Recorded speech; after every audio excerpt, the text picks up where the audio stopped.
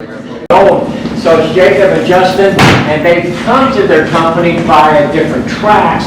They're going to explain different areas of how they got there, and it's different business workings that have brought them together. But they're going to talk about, and notice up there, HVAC/R. The R is something really unique, really important, and something I knew about, but I didn't necessarily know all the ins and outs. So I'm going to shut up. I'll take attendance and listen. They'll be handing you out. Everyone will get one of these handouts, okay? It's got their contact information. And if anything interests you during this, just jot a little note down. And there's going to be about 15 minutes at the end that you can ask questions, okay? About 15 minutes. So, in your binder, you should have that paper, okay? You just write their names down, okay? And someone says it. Bland, like I say Bland, and I think, man, No, not at all. Well, good morning, guys. What is this, third period now? Oh, man. You know, he graduated in 04, I graduated in 09, and we haven't been back in a school. I mean, I have. We went for Clark Pleasant school systems, and we're in and out of their school system a lot. But haven't been into the main office, sitting in them chairs. The last time we were doing that, we were in trouble. Yeah, so that's pretty wild coming back to that. I'm 34. He's turning 40 next week. I am the lead service technician / owner of the business, Lance Mechanical. We're out of Acton, Indiana, about 15 minutes down the road. And we service mostly all of Indianapolis. We go to Fort Wayne, down to Bloomington, and beyond. I'll just get started with the history, kind of how I started from my high school career on, his high school career on, how they met back up, and then go from there. So, my name's Jacob Bland. Bland being plural, we wanted to start a business. I started back in Florida. I was born and raised here in Johnson County in Franklin, Indiana. Moved to West Palm Beach, Florida, in Trump Sandbox down there, and spent about 15 years down there. Graduated down there from Florida, and really didn't know what I was going to do with my life. I was a Circuit City TV salesman, and then I was at Kohl's in customer service. Really didn't have no idea. I was like 18, 19 years old, fresh out of high school. So, my wife that I met in Florida during high school, she was going to the University of Florida, go Gators, just won a championship, woohoo.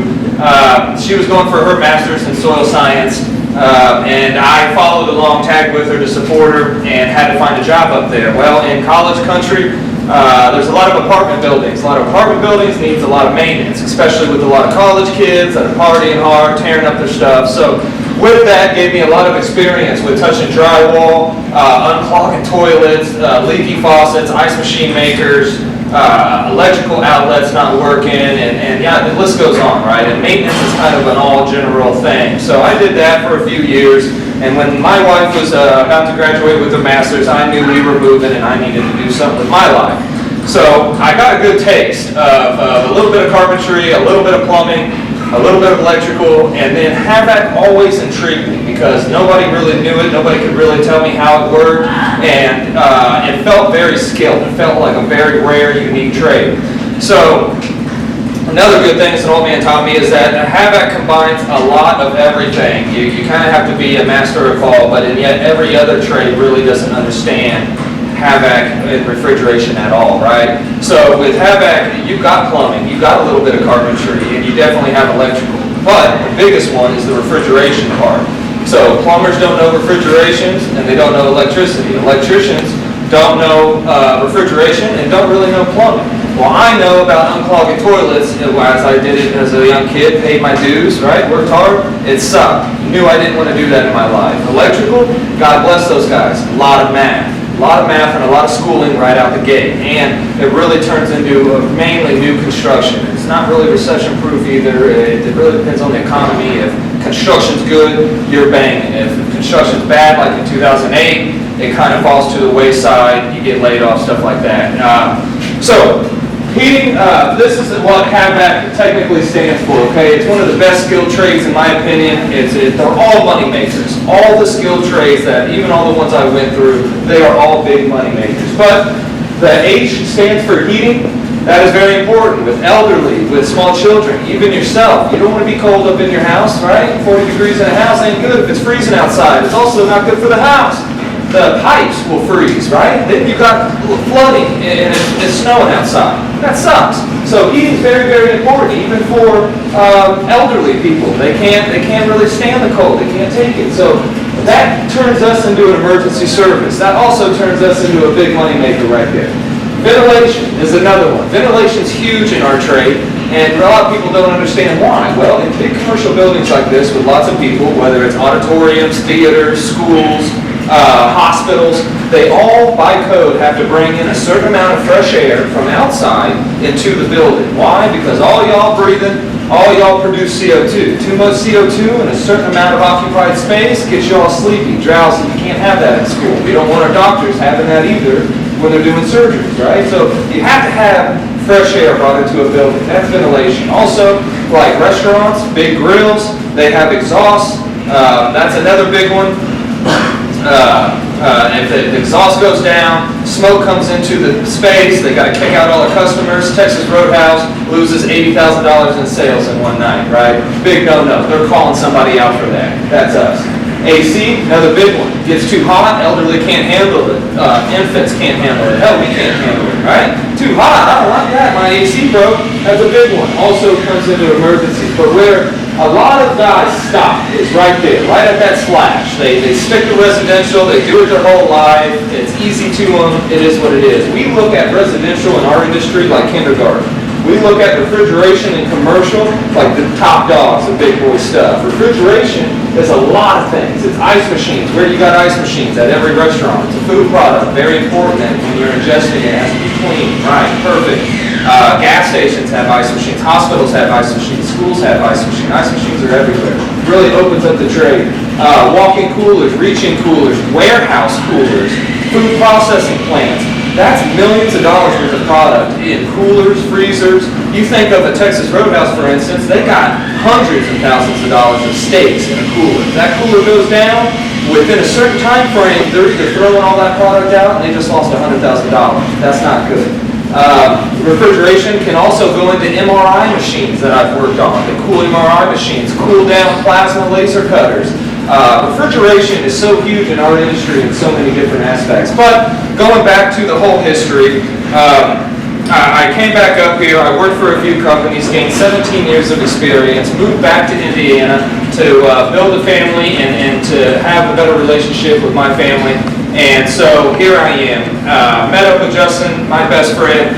In our trade, we're unsupervised a lot. We're by ourselves a lot. So you're either listening to podcasts, music, or you're talking on the phone with your best friend. He's a trucker, so he's always on the phone too. It just worked out. Over the years, he listened to me put out fires, handle people's problems. Everybody's so super happy with me, yada, yada, yada. He finally talked me into starting a business. This business in 2023. And so he said, dude, you need to do it now or never. I'm 34 years old. He talked me into it. I said, dude, and I was what, 31, 32 at the time? So he talked me into it. I said, dude, this is a lot of work. I ain't doing it by myself. You're coming with me. And that's where I am, and you let them know your side. Well, good morning. My name is Justin Smith. I went to high school at Ben Davis. Most of you guys probably know Ben Davis. It's huge. Outside of high school, since I was a kid, I always wanted to be a cop. I don't know why. I wanted to give back to the community. That's what I wanted to do. So I went to Vincennes for college for law enforcement. I got a degree. Outside of college, once I got out, IPD and Marion County Sheriff's were doing this whole merger. You guys probably remember it, you were younger. But they were doing this merger. They didn't know if IMPD would be around. They didn't know if the Marion County Sheriff's would be around. So once I got out of college, I didn't want to go to a job that I didn't know that would be there next week. So I jumped into Monarch Beverage. They deliver beer, Miller Lite, Coors Light. Lines along that. So I hopped in as a helper in the passenger seat of the semi. And within the first 2 weeks, my driver asked me, why are you not driving? He said, you do the same work, you'll just drive. And I said, why would I do that? He said, you make $5 more on the hour. well, we all go to work to make money, right? I said, all right, what do I gotta do? He said, you get your permit, and then they'll pay for your license and everything.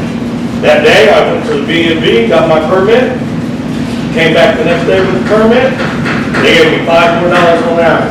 I said, oh, okay, I'm doing the same job, within a day's span, make $5 more an hour, make good money.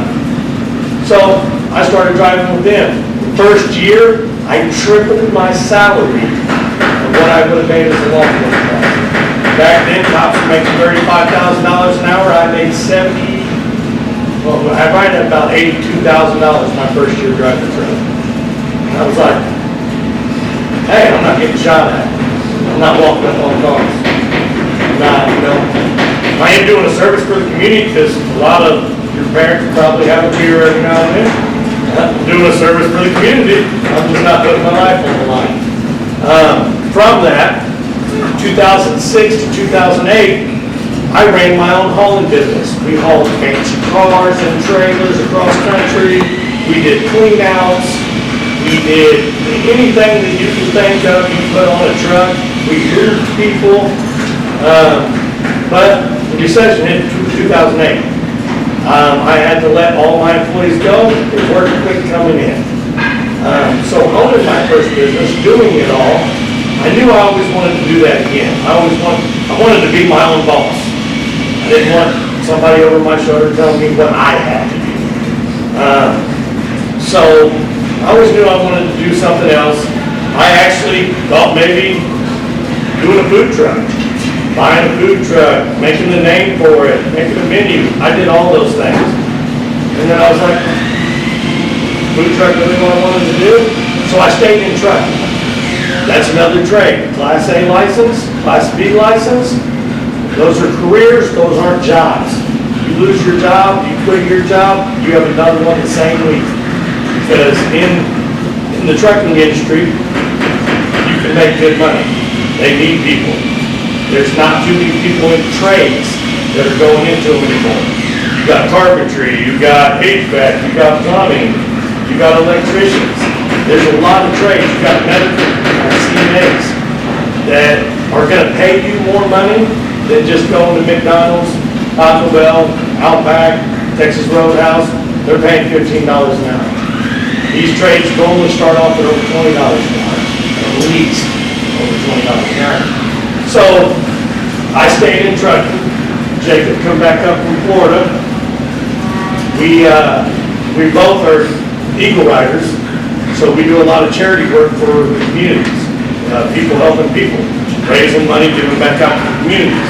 I was the president of my local charter. He was the president of his local charter. We coincided, went really well together, and I started listening to him on the phone, and I was like, he's fixing everybody's mistakes.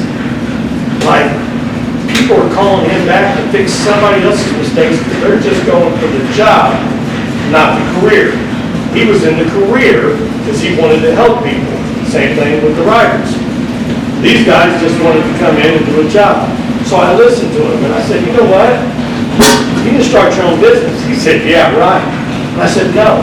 Think about this. Do you want to work for somebody else to make what you're making now? Or do you ever want to own a business? Your kids will be taken care of. They have something to look forward to. They've got money in the bank. And you're doing the same thing you're doing now. And I finally talked him into it. As a best friend, you want to see your friend succeed, right? In the same aspect, he wanted me to succeed because he's never been on the business side. So he said, no, you come along with me. Well, I'm a little older now. I always wanted to do another business. And I said, man, that's something I can do. I've always been good at sales. I've been in sales and alcohol. You had to sell if you went to every place you went. So I was like, I'm really good at sales. I'm really good with people. And I said, I love talking to people. And I love getting out, beating down doors, knocking on doors, telling everybody, going to customers, commercial or residential, meeting people, helping people out.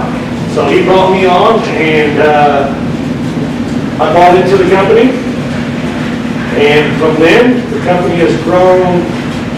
Substantially. And I just think to add to him, he's almost 40 years old, didn't really know, worked his way through life, built a good trade in CDL, and now is willing to switch all that, learn an entire different trade with me, just because of the belief of it, right? And so the value's there, it really is. I guess we'll keep going, because we've been okay on time as we move through our slides here, but just starting off, 1902, William Carrier.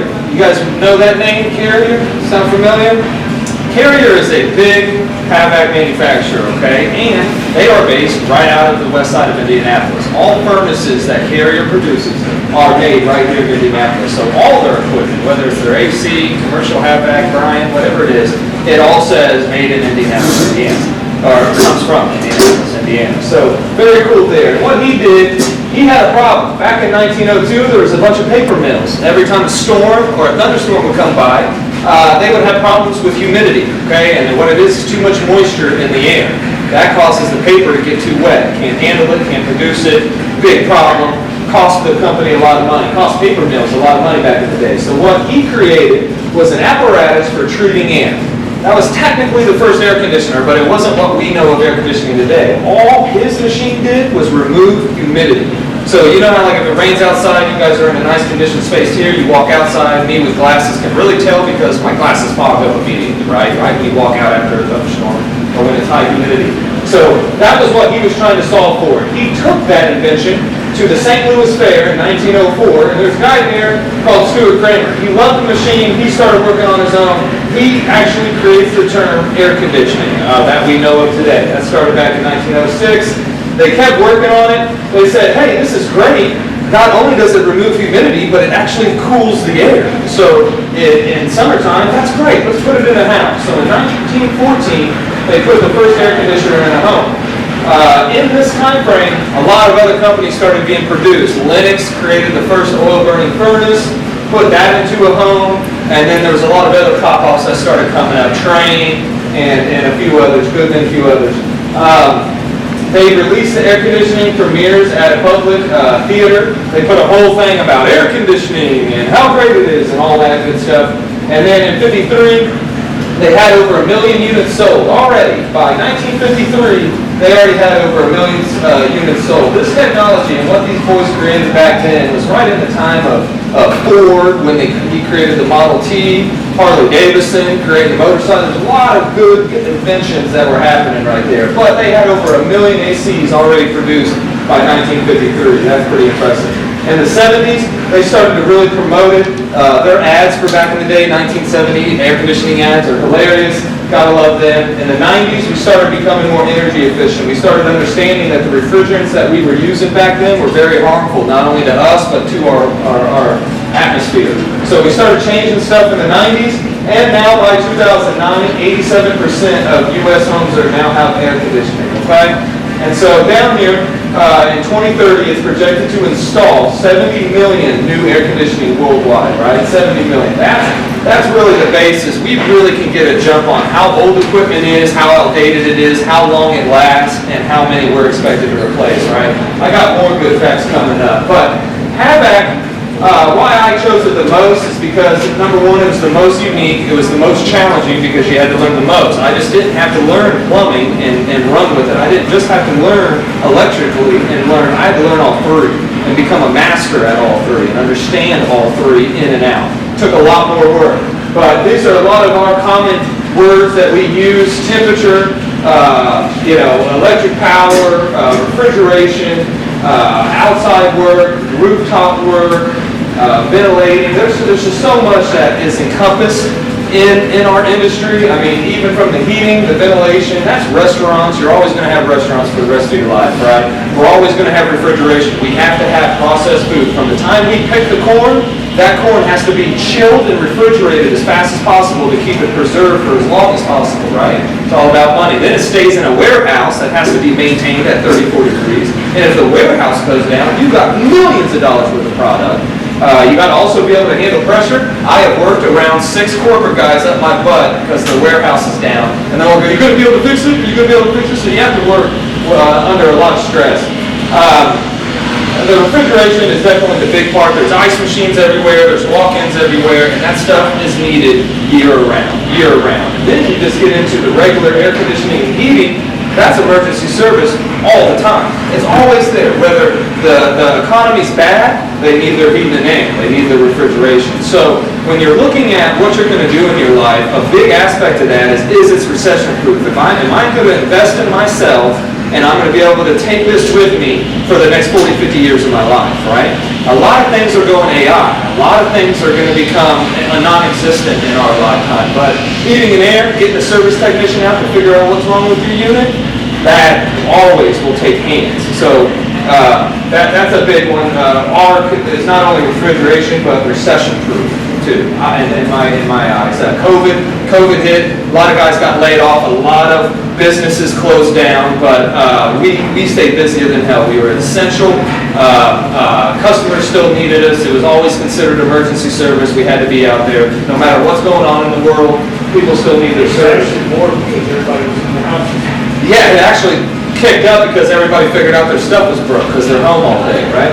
So, and it turned our industry into indoor air quality became super, super big after COVID. You don't want COVID molecules flying around, being spread through a school or anywhere for that matter. So indoor air quality is a whole other part of our thing.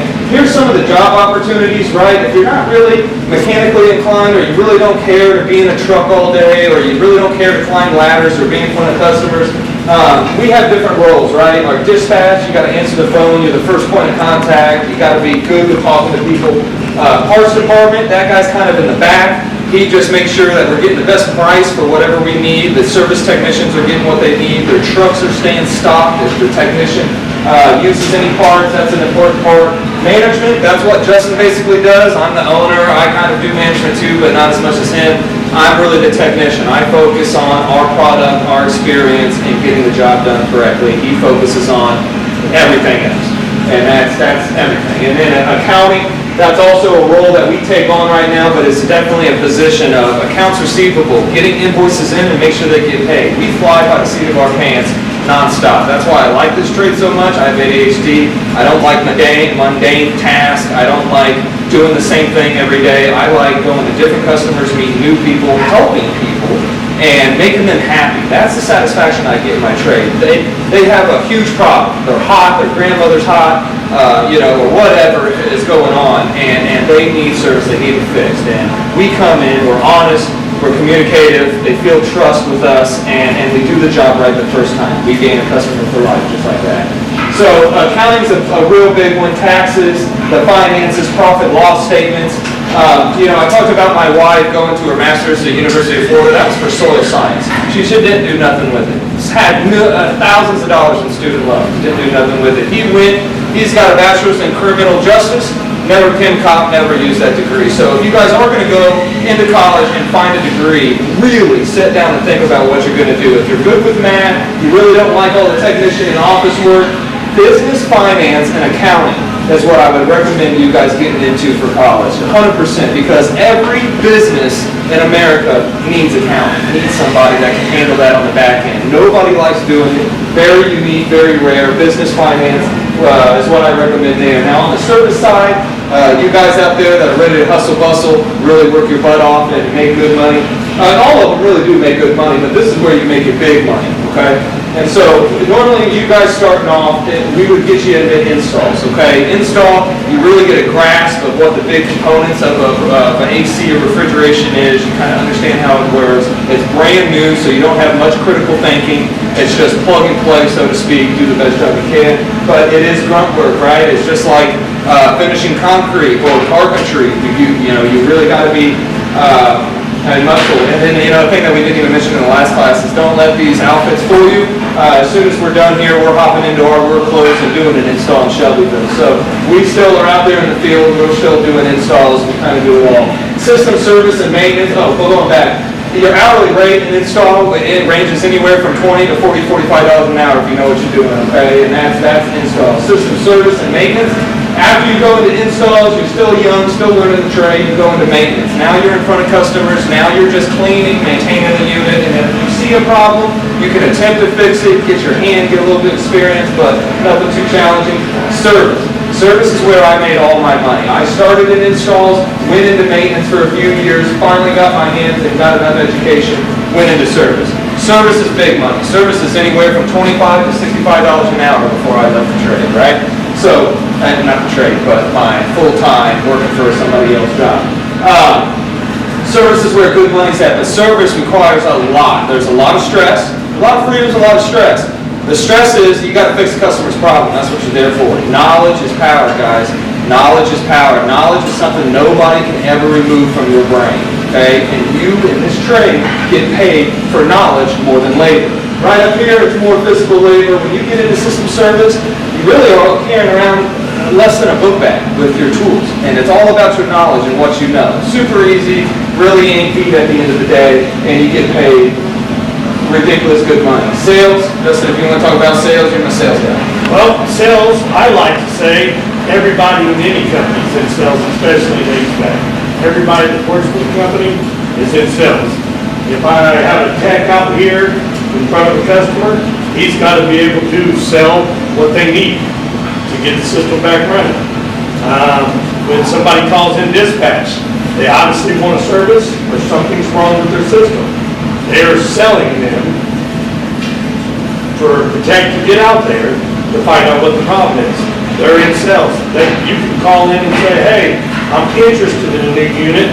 Right there, dispatch can say, well, we have upfront pricing on this, this, and this. We can tell you the price right out the door before we ever send anybody out. Me, I like pounding down doors. I like going to our commercial clients, walking in and out of restaurants, bars, big buildings, schools, hospitals. Okay. I like doing that and going face to face with people because in the last century of our lives, word of mouth has been the biggest sales. If I do a good job for you and you tell your buddy, he's going to want me to do a good job for him. That's word of mouth. A lot of businesses thrive off of word of mouth. Well, when I go in front of a big customer or we go to a convention or something along those lines, they want to know what we do. We're honest. We're not going to upset them. We will fix your parts. We'll put new parts in. If you want us to duct tape, bubble gum, and Band-Aid it, we will do that for you, and we'll be back out in 3 weeks and do it again. If that's what you want. We're not going to high pressure sell you to buy something that you might not think you need. We're going to tell you what the problem is.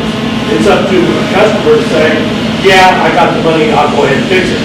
But that's the main issue. They have the money. We also finance it too. But a lot of this stuff is high dollar stuff. You don't think about it. Most people save money to remodel the roof, to remodel a bathroom when you get older. A lot of people don't save money to remodel their HVAC because they don't think about it. They think that air is always going to be there. They think that heat's always going to be there. But when it's not, we get that phone call. And then they're like, how much money do I have to spend? Well, when it costs this much, you got to take this knowledge, put it all in. Now you're at this cost. If it's $10,000, $13,000, well, that's a 6 hour. You just made $13,000 in 6 hours. So the moral of with him especially is in this type of business, there's work orders and sales and everything going into the pipe. I work in the middle of the pipe and I make sure everything gets out the other end, right? Pipe in, pipe out type deal, and that's his job, pipe in. And sales is very important. You want to identify the customer's need. You want to advise them on the best solution to fix that, and that's where my jobs come from in there. And sales is a super big part of the trade. You can even get into engineering and design, new construction, understanding ductwork, how many loads you need, stuff of that nature. This is our truck, and then eventually you can even get into business ownership like myself. I started young. By 31 years old, I was owning my own business. We invested $20,000 into that truck, and that truck and trailer right there has made us $500,000 in 2 years in sales. Okay? So we're not BSing you guys. If you do it right and you really work hard, you can make it. That is me. Get paid really good money in a crawl, very tight space. I'm skinny. He don't get into crawls. I do. It sucks. But really on this page, common characteristics of a technician: they got to be problem solvers, they got to prefer hands-on work, they don't mind driving, they got to be good at driving. I suck at driving, but that's irrelevant. And can do basic math. Guys, I was not good at math. I did not like calculus, pre-calculus, all that nonsense. I can tell you though, after taking all the tests and all the stuff I do on a day-to-day, that basic algebra you need to know. A squared, B squared, C squared, minus addition, all that. Basically just basic algebra. But with all that money and everything, we're expected in 2025 to have $10 billion in repairs and maintenance in the U.S. $10 billion, right? That's our industry, that's our trade. We're trying to get a piece of that $10 billion, right? That's good stuff right there. The importance of HVAC, even during COVID, what you breathe in every day is very important. If you're susceptible to asthma and dust, dander, pollen, stuff like that, that's very important what you breathe in. A lot of times you're inside, either in your house or in a school or a building. This is always fun. We do a lot of fermentation and beer brewing, Hard Truth, Scarlet Brewing, and a few others, and they take refrigeration to get that hot malted beer down cold. Beer is really important. MRI machines. We work on a lot of MRI machines. It takes refrigeration to cool those. Server rooms, Bitcoin mining operations, even server rooms in the school. They produce a lot of heat, those computers do. You got to keep that cold. There's so many different aspects to our trade that will keep you busy year-round, no doubt. So what we look for in hiring, we like young kids like yourself, because some technicians don't get trained the right way, have learned from the street, so to speak, and then they get stuck in their ways. And we don't like that. We like grabbing guys off the street, training them the right way, our way, and then they're great technicians for life. And then the knowledge that you gain, again, nobody can take it from you. If you have an electrical problem at your house, or refrigeration at your house, your parents' house, or your family's house, your friend's house, you're the guy, you know how to do it. But our basic three that we look for is customer service. Can't be shy in our industry. We're a service industry. You got to be able to talk to people. You got to be confident. You got to be able to open your mouth and communicate professionally. Okay, professionally, not stuff like that. Math, we got to make sure you can use a calculator. Okay, that's just it. Basic. Adding up your hours for the day, adding up job pricing. There's so much math that we do every day. Morals and reputation. This is very big. Okay, just like Scarface says, you only got yourself and your name. Okay, your name as a human being is very important in your personal life, in your career. It will carry you places you have no idea. And what I mean by that, I was taught at a very young age from my father and his John Wayne love for John Wayne movies that. Do what you say you're going to do. Be a man of your word. Okay? That's it. Stand by those principles and it'll take you far in life. If you say you're going to be somewhere,